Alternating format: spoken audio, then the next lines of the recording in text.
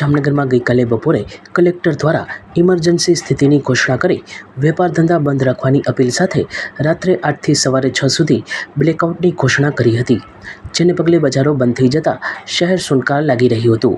જે પછી યુદ્ધ વિરામ જાહેર થતાં દુકાનો ઉઘડી હતી અને બ્લેકઆઉટ પણ રદ થતાં જનજીવન સામાન્ય થવા જઈ રહ્યું હતું. પરંતુ થોડી જ વારમાં સ્થિતિ ફરી અસામાન્ય થઈ ગઈ હતી. યુદ્ધ વિરામનો ભંગ થતાં ફરી બ્લેકઆઉટની આશંકા જન્મી હતી, જે સાચી પડી હતી. જિલ્લામાં રાત્રે 11થી સવારે 6 સુધી બ્લેકઆઉટ રહ્યો હતો. રાત્રે શહેર સુમસામ થઈ ગયું હતું તો ગરમીમાં લાઇટ વગર અને યુદ્ધની સંભાવનાઓની ચિંતામાં લોકોની ઊંઘ હરામ થઈ ગઈ હતી. લોકો સવારે 6 વાગવાની રાહ જોઈ રહ્યા હતા. ઉલ્લેખનીય છે કે શહેરમાં તળાવની પાળ પર આવેલ શ્રી બાલા હનુમાન મંદિરે પણ બ્લેકઆઉટમાં પણ રામધૂન ચાલુ રહી હતી. અહીં શહેરમાં બ્લેકઆઉટ પહેલાની અને પછીની સ્થિતિ દર્શાવવાનો પ્રયાસ કરવામાં આવ્યો છે.